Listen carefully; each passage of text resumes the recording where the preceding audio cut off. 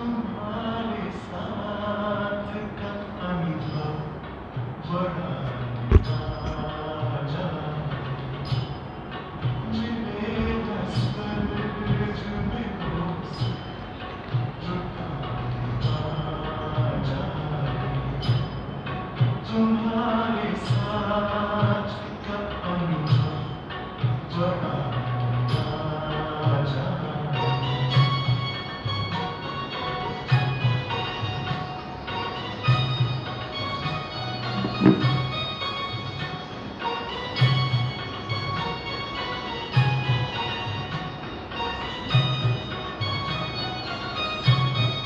जिसके पास न पाना कुछ शेष रह जाए वाकई इतना पावा अपना दिल अब तो गाए साथ अपने है जग का जो रखवाला है तुम्हारे साथ का अनुभव बड़ा ताजा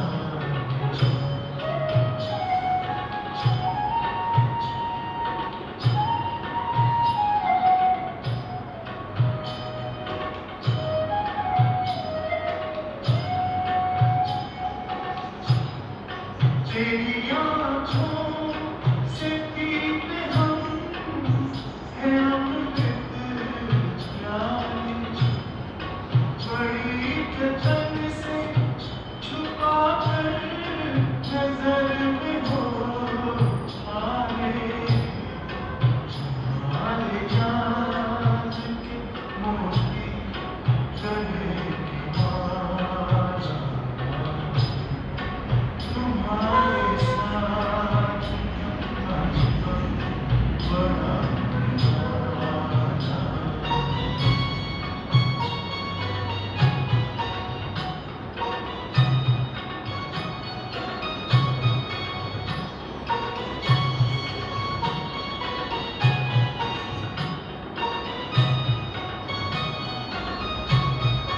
बाबा कहते हो यही बच्चे मेरे पास तुम नैन के नूर लाडलो मेरी आवाज़ तुम मेरी दुनिया में तेरे गम से उजाला तुम्हारे साथ का अनुभव बड़ा ताजा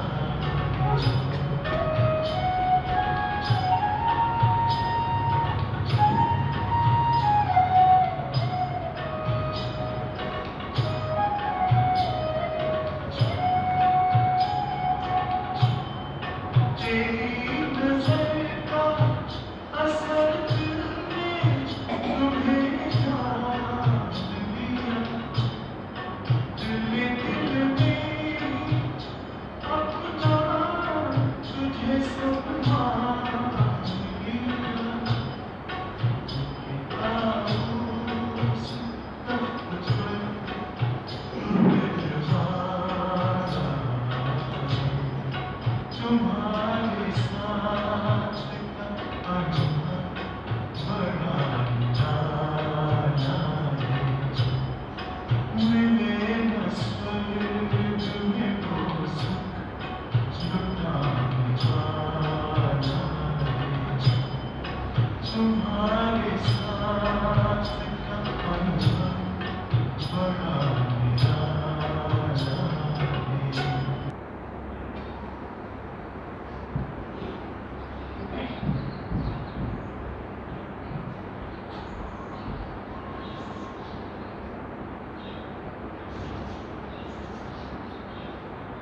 ओम शांति। मुरली की तारीख है 22/3/2022। बाबा कहते मीठे बच्चे अगर बाप से मिलन मनाना है, पावन बनना है, तो सच्चे सच्चे रूहानी आशिक बनो। एक बाप के सिवाय किसी की भी याद न आए, किसी को भी याद न करो। प्रश्न है, ब्राह्मण जो देवता बनते हैं, उन ब्राह्मणों का पद देवताओं से भी ऊंचा है कैसे? ब्राह्मण जो देवता बनते हैं, उन ब्राह्मणों का पद देवताओं से भी ऊंचा है कैसे? उत्तर है, ब्राह्मण इस समय सच्चे सच्चे रूहानी सोशल वर्कर है। मनुष्यों की रूह को पवित्रता योग का इंजेक्शन लगाते हैं। भारत के डूबे हुए बेड़े को श्रीमत पर पार लगाते हैं। नरकवासी भारत को स्वर्गवासी बनाते हैं। ऐसी सेवा देवताएं नहीं करेंगे, वह तो इस समय के सेवा की प्रारब्ध भोगते हैं। इसलिए ब्राह्मण देवताओं से भी ऊंचे। गीत है गीत है हमारे तीर्थ न्यारे। ओम शांति। बच्चों ने गीत सुना? कौन सा गीत सुना? हमारे तीर्थ न्यारे। हम जो जीव आत्माएं हैं, आत्मा और शरीर, आत्मा को आत्मा और शरीर को जीव कहा जाता है। आत्माएं आती है परम धाम से, यहाँ आकर शरीर धारण करती है। यह कर्म क्षेत्र है जहाँ हम आकर पाठ बजाते हैं। बाबा कहते हैं, मुझे भी पाठ बजाना है, मैं तो पतितों को पावन बनाने आया हूँ। इस समय इस पतित दुनिया में एक भी पावन नहीं। पावन दुनिया में फिर एक भी पतित नहीं रहेगा। सतयुग त्रेता पावन, द्वापर कलयुग पतित। पतित पावन बाप ही आकर सबको शिक्षा देते हैं। हे आत्माएं, तुमने इस शरीर के साथ 84 जन्मों का पाठ पूरा किया। उसमें आधा समय है सुख, आधा समय है दुख। दुख भी धीरे धीरे शुरू होता है। अभी बहुत दुख है ना। इस समय के दुखों को क्या कहा है? बाबा ने कहा अति दुख का समय है। जैसे दुखों के पहाड़ गिर रहे हैं, धीरे धीरे धीरे धीरे दुख की शुरुआत होते होते होते एक दिन ये दुनिया दुख धाम बन जाती है। अजून बहुत आपदाएं आने वाली है। इस समय सब भ्रष्टाचार है। क्यों दुख बढ़ते हैं? क्योंकि बाबा कहते हैं जैसे ये 3 बातें अति में बढ़ती जाती है, वैसे उनसे ही दुख निर्माण होते हैं। पापाचार, अत्याचार और भ्रष्टाचार। कोई का भी योग बाप के साथ नहीं है। आत्मा अपने को भूल गई है। अब बाप बैठ समझाते हैं। जैसे आशिक माशूक होते हैं ना, जैसे देखो बच्ची और बच्चा एक दो को बिल्कुल जानते ही नहीं है। दोनों की सगाई होने से फिर आशिक माशूक बन पड़ते हैं। वह सगाई होती है विकार के लिए। विकारी पति आशिक माशूक है। दूसरे आशिक माशूक होते हैं जो सिर्फ चेहरे पर आशिक होते हैं, जैसे लैला मजनू है। एक दो की शक्ल देखते रहते हैं, वह विकार में नहीं जाते। काम करते करते माशूक सामने खड़ा हो जाता है, जैसे मीरा के सामने कृष्ण खड़ा हो जाता था। अभी यह है परमपिता परमात्मा माशूक, जिसकी हम सब आत्माएं आशिक बनी। बाबा कहते हैं अनेक प्रकार का प्यार होता है दुनिया, कोई किस प्रकार से आशिक माशूक बनते, कोई किस प्रकार से बनते, और हमारा सभी का माशूक एक परमपिता परमात्मा जो आया है और हम सभी आत्मा रूपी आशिकों को वो पावन बनाता है, साथ में ले जाता है।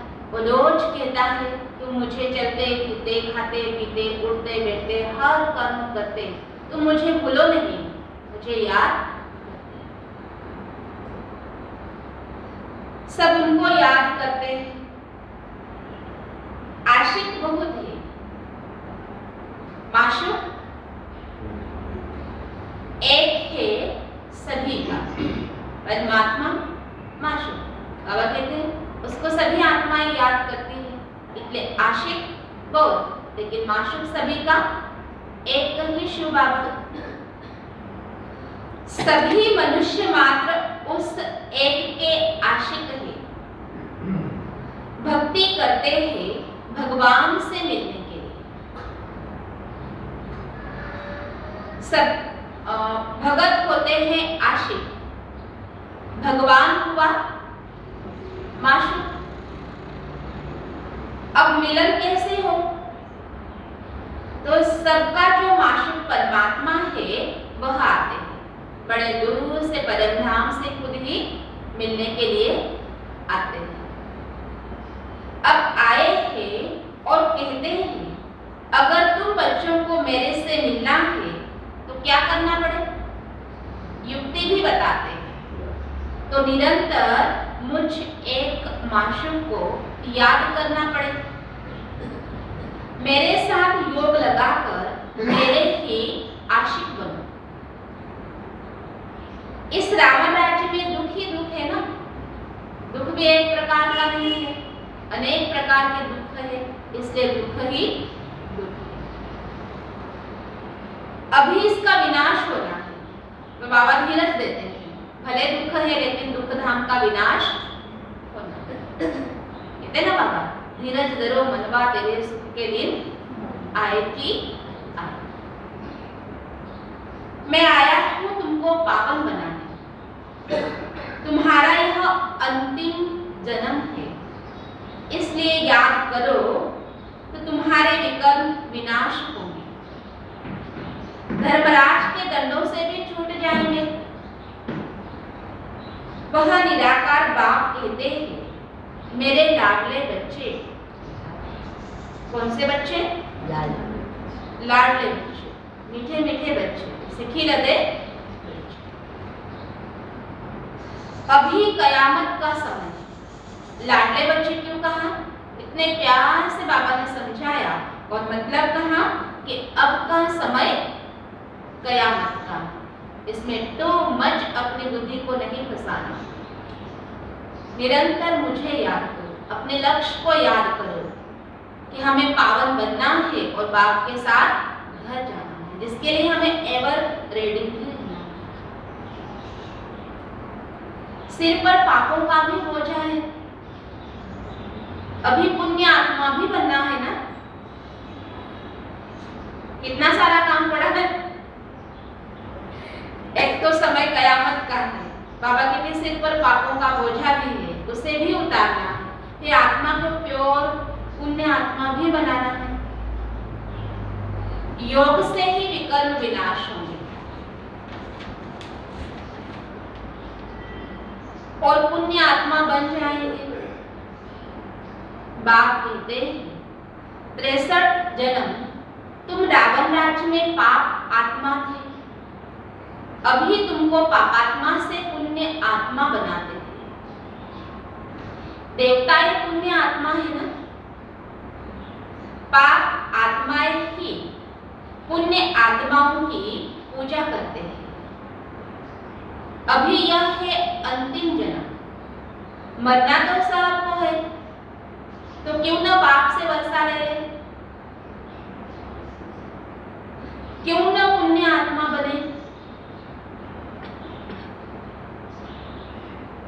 सबसे बड़ा पाप है विकार में जाना। विकारी को पति, निर्विकारी को पावन कहा जाता है। सन्यासी भी पतित थे, तब तो पावन होने के लिए घर बार छोड़ते हैं। फिर जब पावन बनते हैं तो सब उनको माथा झुकाते हैं। पहले जब पतित थे तो कोई झुकते नहीं थे उनके सामने।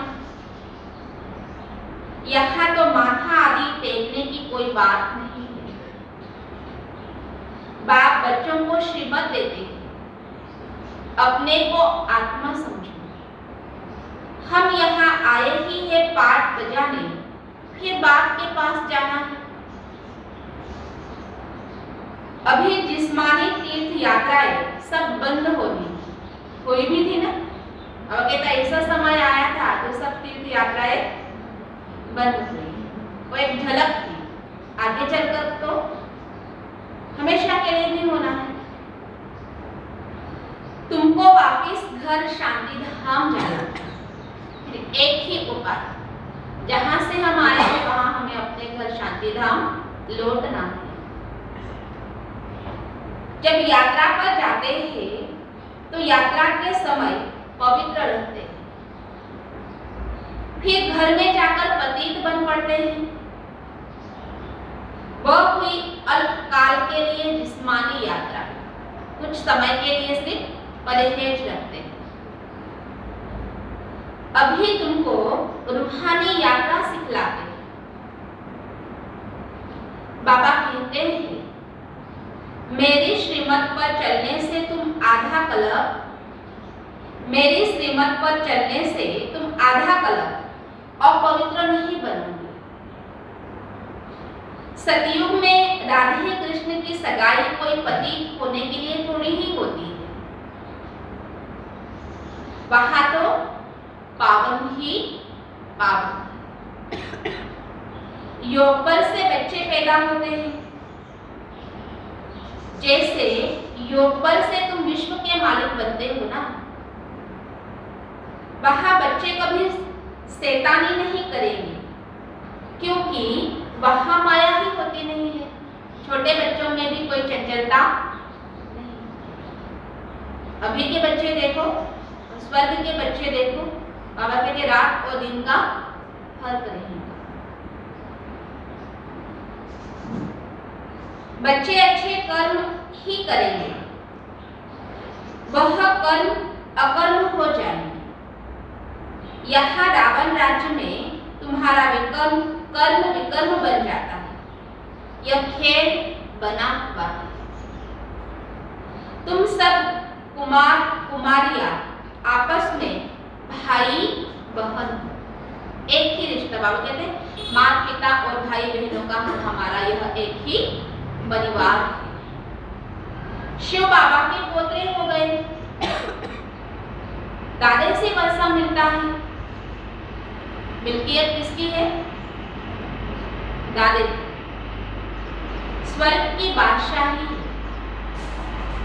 अब बाप आकर मेल फीमेल दोनों को योग अग्नि से पावन बनाए साथ में ले जाते हैं। कहते हैं गृहस्थ व्यवहार में रहकर पवित्र बनो। एक ही उपाय, यह बहादुरी दिखाओ। इकट्ठे रहते काम अग्नि न लगे, ऐसे रहकर दिखाया तो बहुत उच्च पद पाएंगे। भीष्म पितामह जैसा ब्रह्मचारी भी बनना है। मेहनत है ना। लोग समझते हैं यह बहुत मुश्किल है, परंतु यह युक्ति तो बाप ही सिखलाते हैं। शिव भगवान हुआ, कृष्ण कोई भगवान नहीं। अब डायरेक्ट कहते हैं, टाइटल भर दे देते हैं, परंतु वो विश्व का फर्स्ट राजकुमार, सर्वगुण संपन्न देवता था। अब बाबा कहते वो कोई भगवान नहीं, वो तो देवी गुण वाला मनुष्य था। ब्रह्मा विष्णु शंकर भी सूक्ष्म वतनवासी हैं। ब्रह्मा का पद विष्णु से भी ऊंचा है। क्यों ऊंचा है? ब्रह्मा का पद विष्णु से भी ऊंचा है बाबा कहते हैं। जैसे ब्राह्मणों का पद देवताओं से भी ऊंचा है ना, क्योंकि इस समय तुम रूहानी सोशल वर्कर हो। मनुष्य की रूह को पवित्रता योग अग्नि का इंजेक्शन लगाते हो। तुम ही इस भारत को स्वर्ग बनाते हो। इसलिए बनाने वाले की महिमा जास्ती। भले तुम ही देवता बनते हो, परंतु इस समय तुम ब्राह्मण पर सेवा करते हो, देवता रूप में सेवा नहीं करेंगे। वहां तो तुम राज्य करेंगे। इसलिए बाबा कहते ब्रह्मा बाबा हमारे साथ है और हम सब उनके साथी हैं। साथी बनकर के इस समय क्या कर रहे हैं? सोशल वर्कर सेवा कर रहे हैं। बड़ा इंजेक्शन दिया है बाबा ने, योग बल से आत्माओं को पवित्रता का इंजेक्शन लगा। और इस समय भारत के डूबे हुए बेड़े को पार करने की सेवा ब्रह्मा बाप के साथ सभी ब्राह्मण आत्माएं कर रही। यही देवताएं बनेंगी, लेकिन देवताओं का प्रारब्ध होता है और यहाँ पे अब हम सेवा कर रहे हैं। इसलिए बाबा कहते हैं देवताओं से भी ब्राह्मणों की महिमा जास्ती है। इस समय की महिमा हो रही है।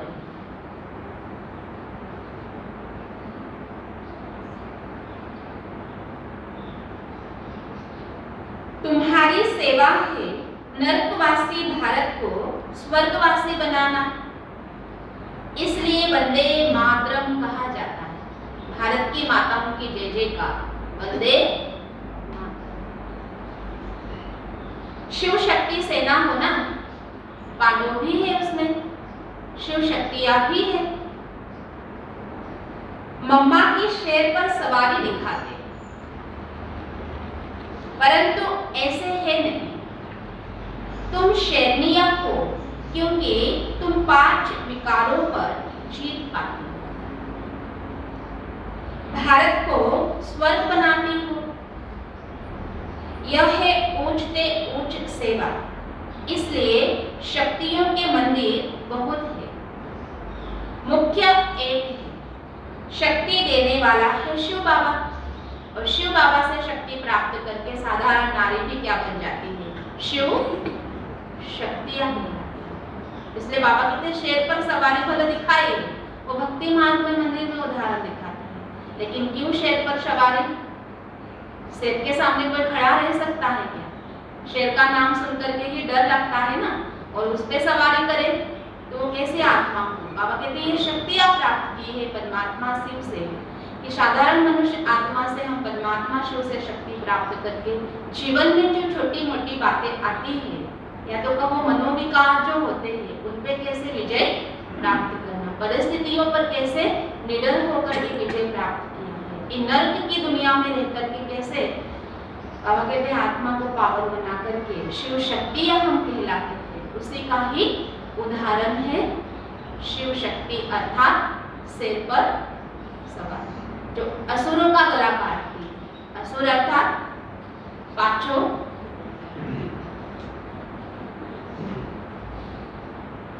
महिमा सारी उनकी है। फिर जो जो मददगार है उन्हों का भी नाम है ना, एक से भारत स्वर्ग नहीं बनता। बाबा कहते हैं हम सब इस कार्य में मददगार हैं, सबकी उंगली इस कार्य में लग रही है। सर्व के सहयोग से सुखमय संसार।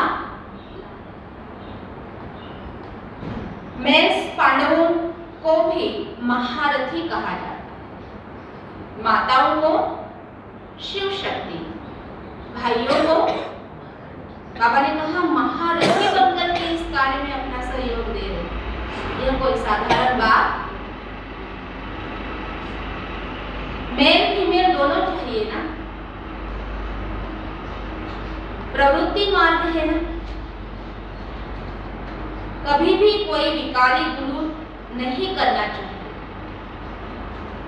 गृहस्थी को गुरु करना तो कोई फायदा ही नहीं है। गृहस्थी अथवा पतित मिला पतित को, वह कभी भी पावन बना न सके।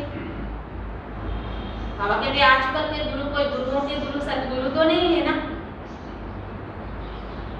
इसलिए सदगुरु बनाओ एक शिव बाबा को, जो सदगति भी करे साथ में भी। सन्यासियों के फॉलोअर्स अपने को कहलाते हैं, परंतु खुद सन्यासी नहीं बने तो यह भी झूठा हुआ।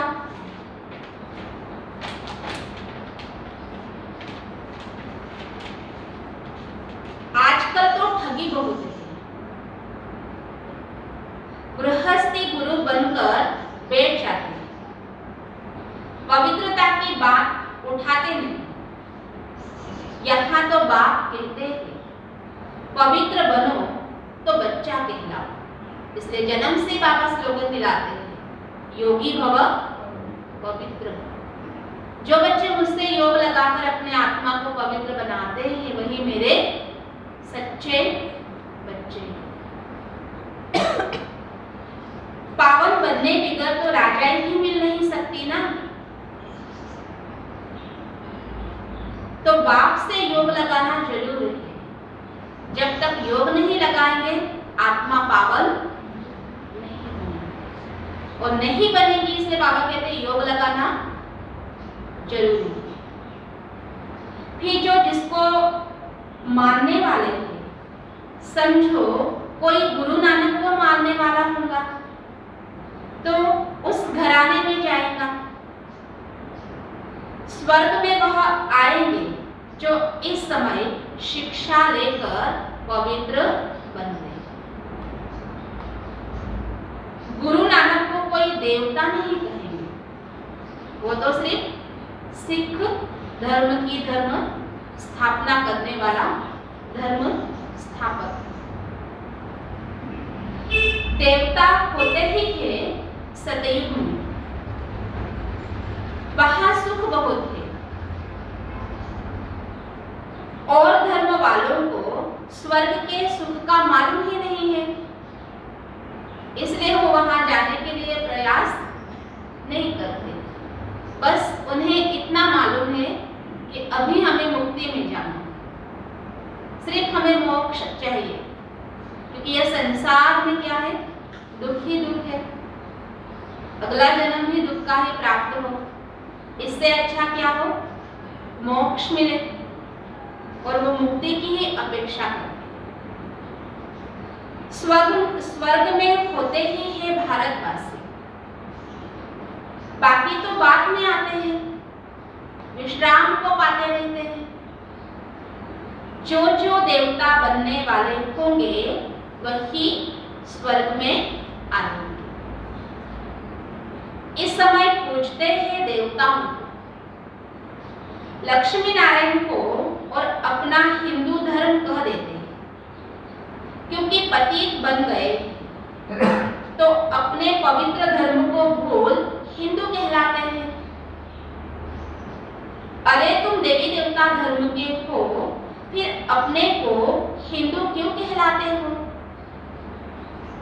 हिंदू कोई धर्म नहीं है।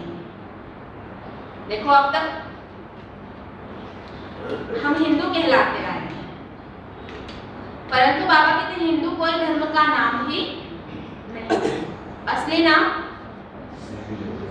आदि सनातन देवी देवता धर्म।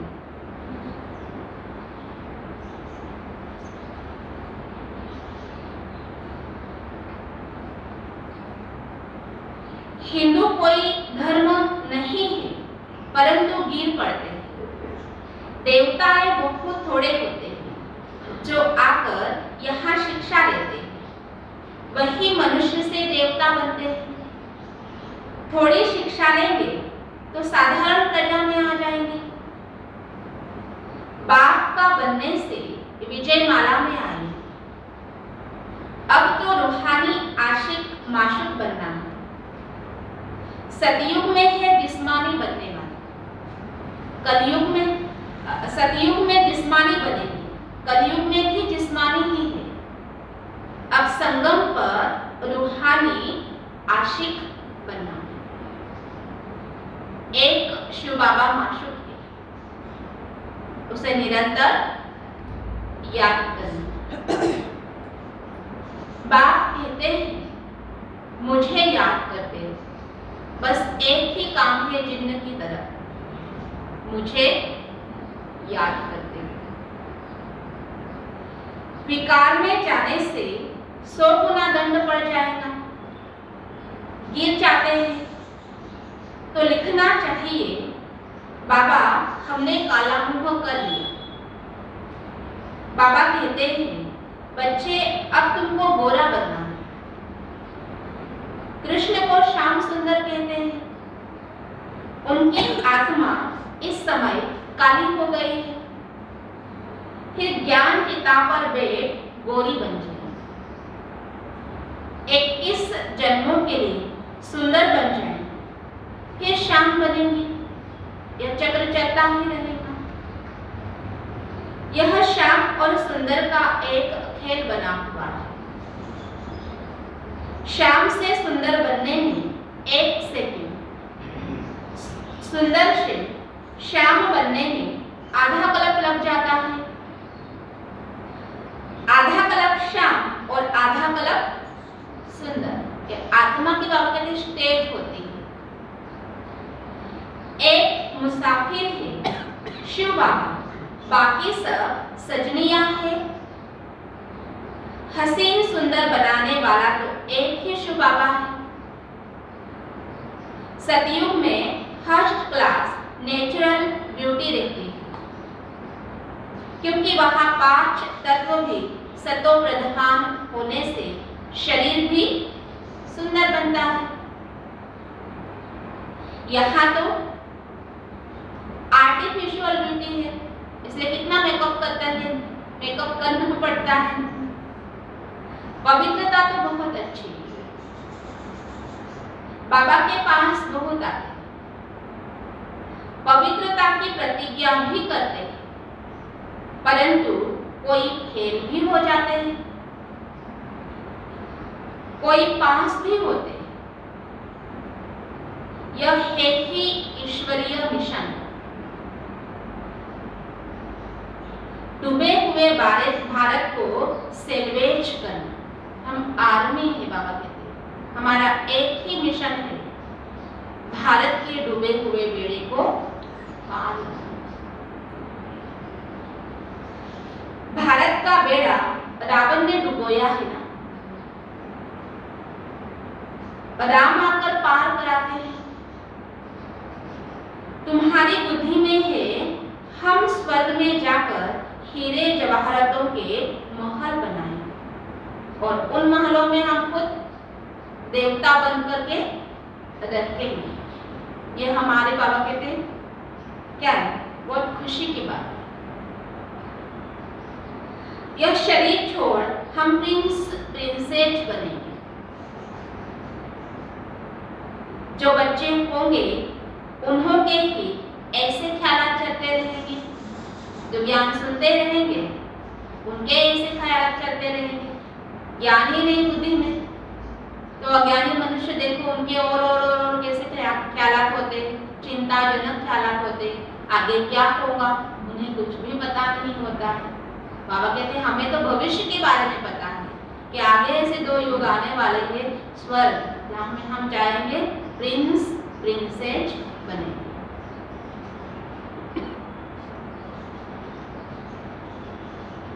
यह है कि ईश्वरीय दरबार।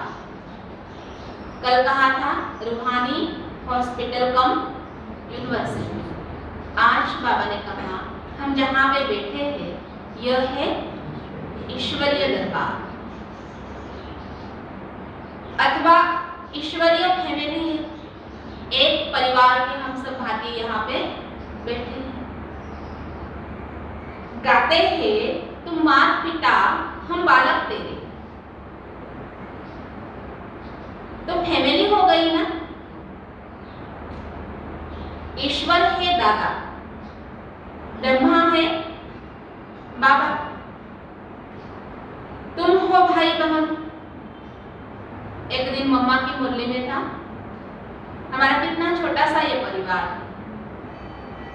शिव बाबा बाप दादा और ब्रह्मा विष्णु शंकर जी को क्या कहा था, याद है किसी को? ताऊ जी कहा था, है ना? और हम सभी भाई बहनों का ये छोटा सा परिवार। स्वर्ग का वर्षा तुम दादे से लेते, फिर तुम गवाते हो, फिर बाबा देने आते हैं। वर्षा पाना फिर गवाना, यह खेल चलता है। तुम प्रैक्टिकल में बाप के बने हो वर्षा लेने के लिए। ब्रह्मा के बच्चे शिव के पोतरे हो प्रैक्टिकल में, तो इनको ईश्वरीय दरबार भी कहते हैं। देखो कितने बड़े दरबार है बाबा के। डायमंड हॉल कितना बड़ा होता है, कितने बड़े दरबार है। 25,000 लोगों की एक साथ बैठ करके बाबा से हम ज्ञान सुनते हैं, बड़ी दरबार है ना। ईश्वरीय कुटुंब भी है। अच्छा,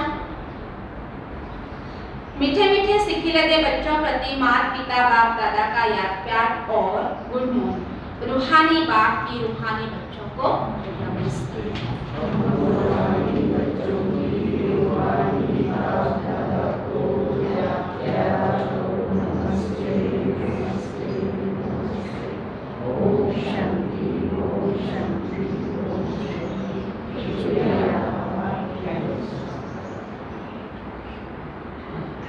धारणा के लिए मुख्य साधन है। पहले ज्ञान चिता पर वे संपूर्ण पावन अर्थात गोरा बनना। पवित्रता की नंबर 1 ब्यूटी है। इस ब्यूटी को धारण कर बाप का सच्चा बच्चा कहलाने का हकदार बनना। सेकंड, इस कयामत के समय में सिर पर जो पापों का बोझा है उसे एक बात की याद से उतारना है। पुण्य आत्मा बनने के लिए श्रेष्ठ कर्म करना। आज का वरदान, कंबाइंड स्वरूप की स्मृति द्वारा कंबाइंड सेवा करने वाले सफलता मूर्त भव। जैसे शरीर और आत्मा कंबाइंड है, भविष्य विष्णु स्वरूप कंबाइंड है, ऐसे बाप और हम आत्मा कंबाइंड है। इस स्वरूप की स्मृति में रहकर स्व सेवा और सर्व आत्माओं की सेवा साथ साथ करो तो सफलता मूर्त बन जाएंगे। ऐसे कभी नहीं कहो कि सेवा में बहुत बिजी थे इसलिए स्व की स्थिति का चार्ट ढीला हो गया। ऐसे नहीं जाओ सेवा करने और लौटो तो कहो माया आ गई, मूड ऑफ हो गया, डिस्टर्ब हो गए। सेवा में वृद्धि का साधन ही है स्व और सर्व की सेवा कंबाइंड हो। स्लोगन है, हद की इच्छाओं की अविद्या होना ही महान संपत्तिवान बनना है। हद की इच्छाओं की अविद्या होना ही महान संपत्तिवान बनना है। बता दीजिए, कंबाइंड स्वरूप की स्मृति द्वारा कंबाइंड सेवा करने वाले सफलता मूर्त भव। जैसे शरीर और आत्मा कंबाइंड है, भविष्य विष्णु स्वरूप कंबाइंड है, ऐसे बाप और हम आत्मा कंबाइंड है। इस स्वरूप की स्मृति में रहकर स्व सेवा और सर्व आत्माओं की सेवा साथ साथ करो तो सफलता मूर्त बन जाएंगे। ऐसे कभी नहीं कहो कि सेवा में बहुत बिजी थी इसलिए स्व सेवा की स्थिति का चार्ट ढीला हो गया। ऐसे नहीं जाओ सेवा करने, और लौटो तो कहो माया आ गई। मोड़ो हो गया, डिस्टर्ब हो गए। सेवा में वृद्धि का साधन ही है स्व और सर्व की सेवा कमाई। स्लोगन है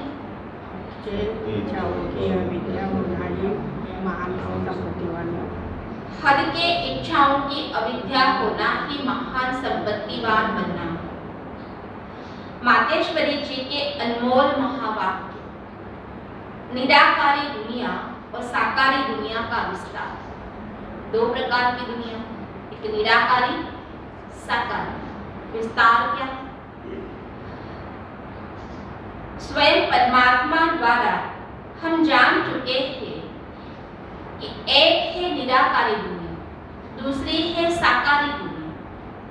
अब निराकारी दुनिया को कहते हैं ब्रह्मांड और अखंड ज्योतिष महतत्व, जो हम आत्माओं का और परमपिता परमात्मा का निवास स्थान है। इस निराकारी दुनिया से ही परमात्मा हम आत्माओं को पाठ बजाने के लिए साकार सृष्टि पर भेजते हैं। जैसे ब्रह्मांड में आत्माओं का वृक्ष है, वैसे साकार सृष्टि में आत्माओं का शरीर सहित वृक्ष है, कल्प वृक्ष।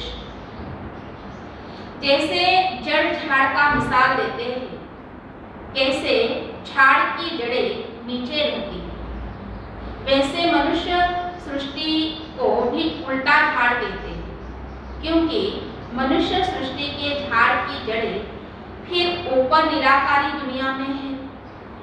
वहां भी हर एक धर्म का शिक्षण अलग अलग है।